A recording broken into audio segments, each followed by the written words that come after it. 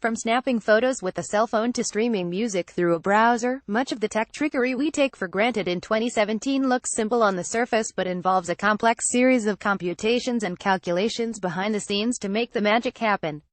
As an example, take Google.com. You might think much of visiting the most well-known search engine in your browser, but there is a lot of heavy lifting going on to serve up the page, and, as noted by the Next Web, Mozilla developer Alex Gaynor has written a detailed guide to what's actually going on in the background.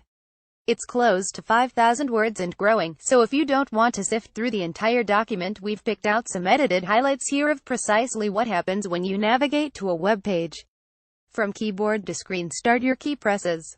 Image data add-on splash. First of all, your computer has to interpret the signals coming through from your keyboard. Each key press closes a specific electrical circuit that tells your computer the letters and symbols you're hitting.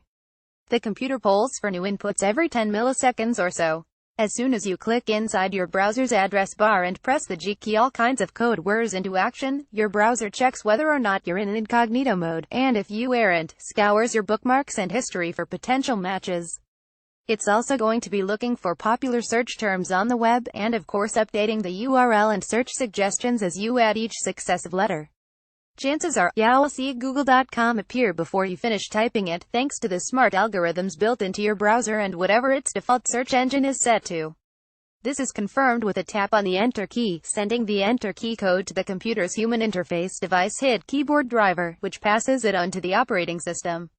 Making sense of what you've typed? It looks like you're trying to find Google.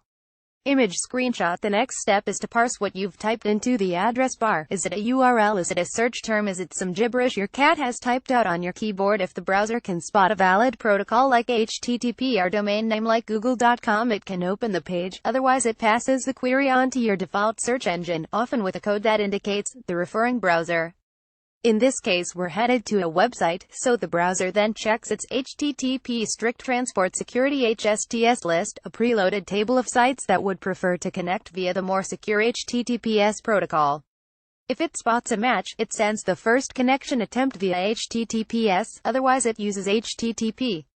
Next, the browser performs a DNS lookup, which is like looking up someone's home address, though in this case we're trying to find where a website lives on the internet. The browser might have this information already stored if you visited the site recently, so it checks its cache first. Otherwise, it checks the online address book stored in your OS, and then a reputable one stored on the web, to try and find the site you want. Making a connection to the site, the Google.com homepage code. Image screenshot. Once the DNS lookup occurs, there's another layer of checking and counter-checking, known as an address resolution protocol or process. This actually works inside the DNS lookup to figure out whether you're connecting to a machine on your own network or a site out on the wilds of the web.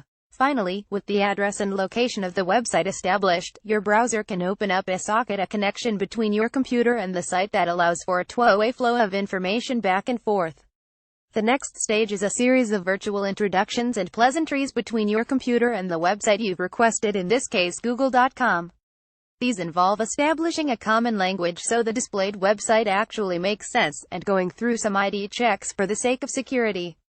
Key to this is the transport layer security TLS handshake, the setup of secret keys to prove you're on the right website.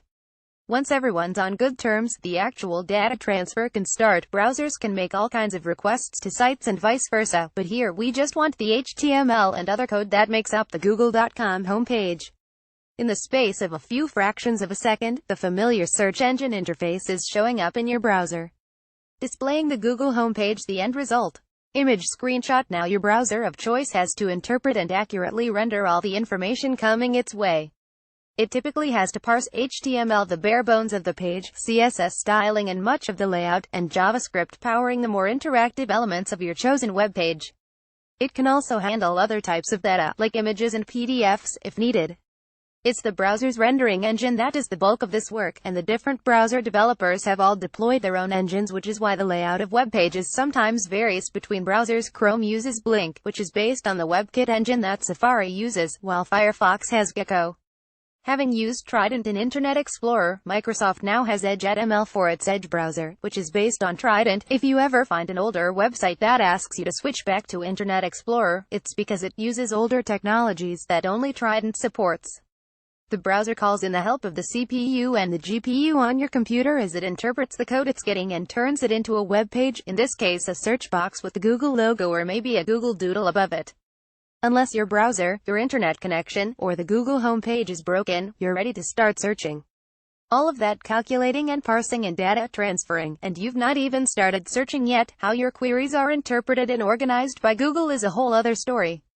We've simplified some parts of the process for the sake of space, so again you can check the full document for more details, but you should now have a better sense of what goes into even the simplest of operations inside your browser. More Google posts.